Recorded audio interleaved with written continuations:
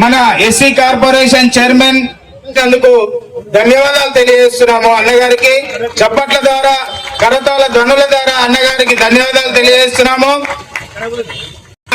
SC corporation లో ప్రభుత్వం ఉన్నప్పుడు మరి కార్పొరేషన్ చైర్మన్ పెడమర్తి రవి గారు ఉన్నప్పుడు మరి ఏ ఒక్కరికి కూడా 1 లక్ష రూపాయల లోను కూడా ఇప్పించిన ప్రజాపాలన, ఇందిరమ్మ రాజ్యం మన ప్రభుత్వంలో మరి ప్రియతమ నాయకుడు ఎస్సీ కార్పొరేషన్ చైర్మన్ గారు ప్రీతమన్న గారు మరి మనకు సంక్షేమ నిధులు అందడం లేదు. 2 సంవత్సరాలు గడుస్తున్నా కూడా మరి ముఖ్యంగా 2 సంవత్సరాలు 2 నెలలు అవుతుంది.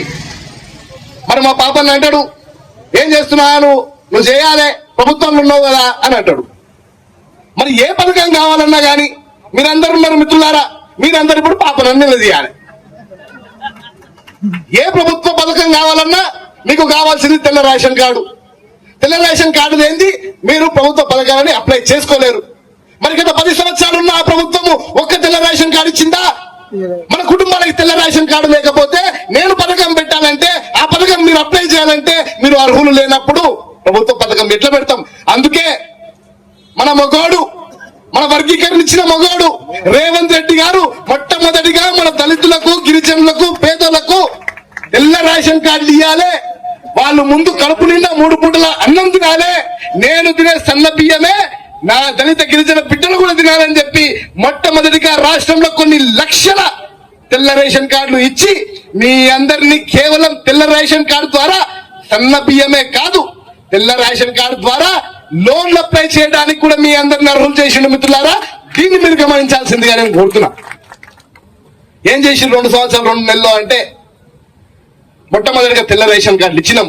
ఆ తెల్ల రేషన్ కార్డుల ద్వారా ఎస్సీ కార్పొరేషన్ రుణాలు పెట్టుకోవాలన్నా, ఒక బండి కొనుక్కోవాలన్నా, సబ్సిడీ పెట్టుకోవాలన్నా మొట్టమొదటిగా మనకు కావాల్సిన ఒక ఆయుధం అనేది, ఆ ఆయుధం ముఖ్యమంత్రి రేవంత్ రెడ్డి గారు మనకి ఇచ్చారు.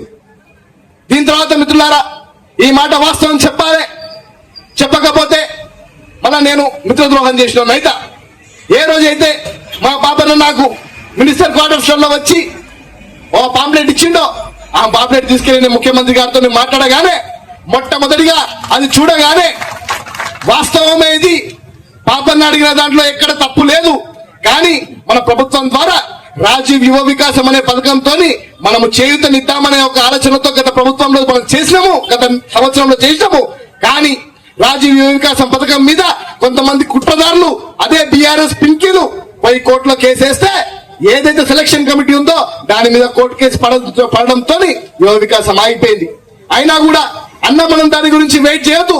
పాపన్న అడిగే డిమాండ్స్, ఈ పాంప్లెట్ లో ఉన్న డిమాండ్స్ ప్రతి ఒక్కటి కూడా ఆనాడు బాబాసాహెబ్ అంబేద్కర్ ఏ విధంగా అయితే రాజ్యాంగం గురించి పూర్తి స్థాయిగా హక్కుల గురించి రాసిండో, ఈ పాంప్లెట్ లో పూర్తి స్థాయిగా దళితుల హక్కు గురించి రాసిండ్రు.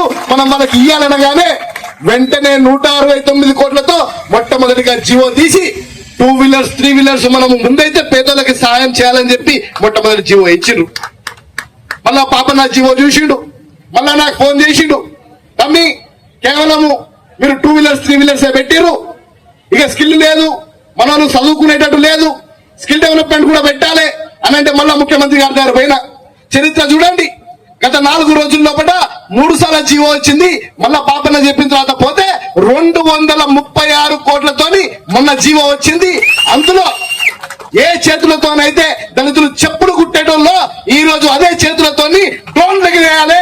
ఆ డ్రోన్ల ద్వారా పూర్తి స్థాయిగా వీడియోగ్రఫీ చేయాలి, GPS చేయాలి. అదే విధంగా డ్రోన్ల ద్వారా ఎంతో మంది పూర్తి స్థాయిగా ఈ వ్యవసాయం చేయాలనే ఉద్దేశంతో డ్రోన్లను కూడా పెట్టినాం. మిత్రులారా, మనము ముఖ్యంగా నేను ధర్నా పెడుతున్నానంటే ఇది ధర్నా కాదు, డిమాండ్స్.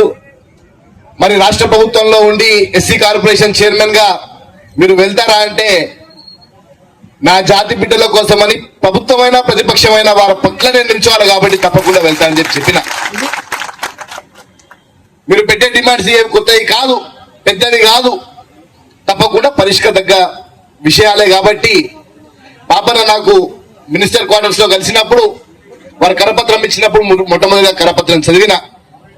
అదే రోజు మాదిగ ఉద్యోగులకు సంబంధించి ఒక మీటింగ్ శిల్పారామంలో ఉంటే అదే రోజు వేదిక మీద ముఖ్యమంత్రి గారికి ఆ కరపత్రం ఇచ్చి పాపన్న నాయకత్వంలో మరి వీళ్ళు మీటింగ్ పెట్టుకుంటారు అని అంటే ముఖ్యమంత్రి గారు కూడా నాతో అన్నది, తప్పకుండా నువ్వు ఆ మీటింగ్ కి హాజరై మన ప్రభుత్వం ఏం చేయబోతుందో చెప్పాల్సిన అవసరం ఉందని చెప్పి ముఖ్యమంత్రి గారు ఆదేశించారు.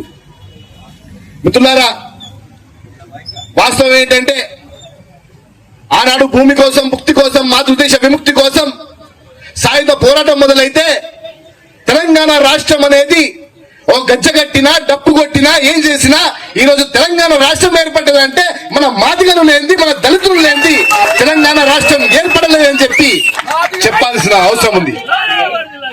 ప్రతి ఒక్క గ్రామంలో ఆనాడు డప్పు పట్టుకొని నా అక్కలు గలమెత్తి గజ్జలతో నాట్యం ఆడుతూ తెలంగాణ ఎందుకు రావాలి, తెలంగాణ వస్తే ఆనాడు భూమి కోసం, ముక్తి కోసం, మాతృదేశ విముక్తి కోసం సాయుధ పోరాటం ఏర్పడితే మరి నీళ్ల కోసం, నిధుల కోసం, నియామకాల కోసం అని తెలంగాణ రాష్ట్రం రావాలని చెప్పి నా దళిత అక్కలు గజ్జ కట్టుకొని పాట పాడుతుంటే ప్రతి ఒక్క తెలంగాణ ప్రజలు తెలంగాణ కోసమని రోడ్ల మీదకి వస్తే తెలంగాణ వచ్చింది. మిత్రులారా,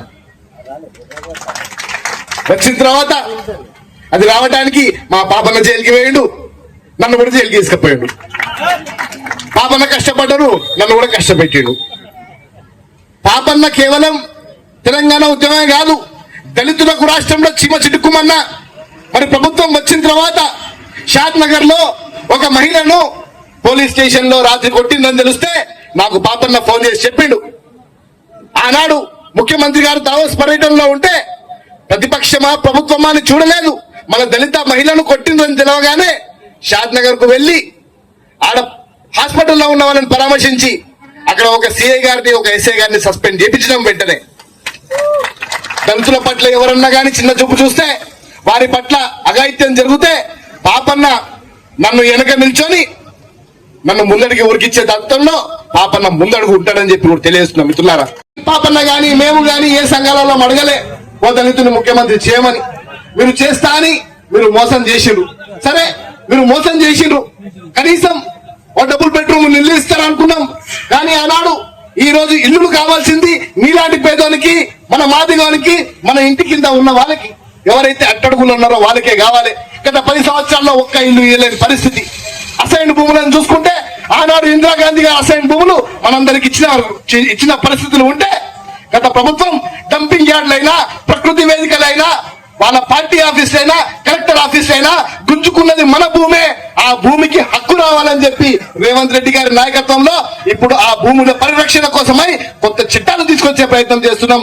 దాన్ని కూడా మీరందరూ ఆశీర్వదించాలని చెప్పి పూర్తి స్థాయిగా పోరాడుతున్నాం. మిత్రులారా, 3 దశాబ్దాల ఉద్యమంలో మా పాపన్న నాయకత్వంలో ఎన్నోసార్లు మనకు వర్గీకరణ విషయంలో పాపన్న ఎన్నోసార్లు లొల్లి పెట్టుకున్నాడు. కాంగ్రెస్ పార్టీలో ఉన్న మాలలతో లొల్లి పెట్టుకున్నాడు, అన్ని పార్టీలు ఉన్న మాలలతో లొల్లి పెట్టుకున్నాడు. ఒక్కడే నిల్చొని ఎన్నోసార్లు ఆయన ఒక్కడున్నా మేడి పాపన్న అంటే ఒక వ్యక్తి కాదు, అది ఒక పెద్ద శక్తిగా నిల్చొని ఒక్కడే ఉరుముతూ అందరి మీద మాట్లాడుతుండే మాకు న్యాయం కావాలి, మాకు న్యాయం చేయకపోతే ఏం చేస్తామో చూపిస్తాం అనేటోడు. పక్కకు పోయిన తర్వాత అడిగేటోని, ఏం పాపన్న అంత గట్టిగా వార్నింగ్ ఇచ్చినా అంటే, ఏం చేసినా చేయకపోయినా ఒకటి గుర్తు పెట్టుకో ప్రీతమన్నా, నువ్వు ఈ మాట గుర్తు పెట్టుకోవాలి, తెలివి తక్కువని తెలివితోని కొట్టాలి, తెలివి గల్లోని మందతో కొట్టాలి. నా దగ్గర మంద ఉంది, పాపన్న సైన్యం ఉంది, నా ఎంఆర్పిఎస్ కార్యకర్తలు ఉన్నారు, తెలివి గల్లోని మందతో కొడతా అని చెప్పి ఆ రోజు పాపన్న అన్నాడు. మిత్రులారా, ఇంకా 2 సంవత్సరాల 8 నెలలు ఉంది. ఇప్పుడు మొదటి విడతకు సంబంధించి ఎస్సీ కార్పొరేషన్ లోన్లు వచ్చినాయి. నాకు పూర్తిగా నమ్మకం ఉంది. పాపన్న కూడా నమ్మే సిద్ధాంతం, నేను నమ్మే సిద్ధాంతం బాబాసాహెబ్ అంబేద్కర్ గారి సిద్ధాంతం.